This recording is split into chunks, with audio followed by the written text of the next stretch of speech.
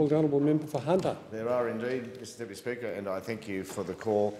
Constituents in my electorate of Hunter are constantly expressing their delight at the outcome of the former Labor government's decision to fund and build the $1.7 billion Hunter Expressway. It's made an enormous difference to travelling times, to safety and to so many local communities, because it's provided those communities effectively with a bypass of their local town.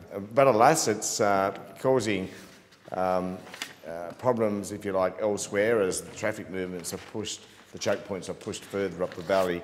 And I think it's fair to say that the intersection where the New England Highway meets the Golden Highway is now one of the most dangerous traffic black spots in the Hunter electorate. And I call upon the New South Wales government to take it more seriously. It has done some work there and has just announced more work will be done, but it's becoming clear to me, given the business of that intersection and some of the visual challenges there, that nothing short of some form of graded separation will suffice to bring it to the safety standard we rightly expect in the 21st century. We must ensure no lives are lost in the future at that intersection. It's also highlighted even further the need to bypass the townships of Singleton, Muswellbrook and Scone.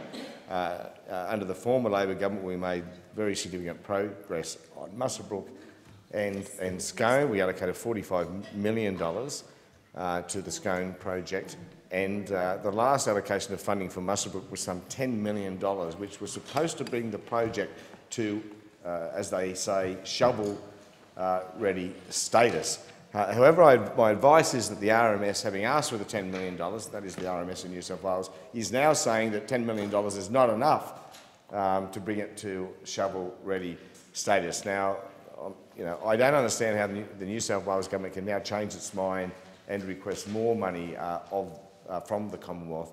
I say to the RMS, get on with finishing the design works and to bring the Muswellbrook bypass to completion, that is the design to completion, so we can get on with the job. The Singleton bypass, about a year ago now, the New South Wales government did its scoping study to determine whether the project is viable. We've not seen that study. I don't know why we haven't seen that study. I don't know whether the government's waiting till we're closer to the March election, but I want that study released. I want the community of Singleton to understand what that study is and says, and to have a better idea of what prospects we have of securing a Singleton bypass in the not-too-distant future. It's a bypass which is sorely needed in that part of the world.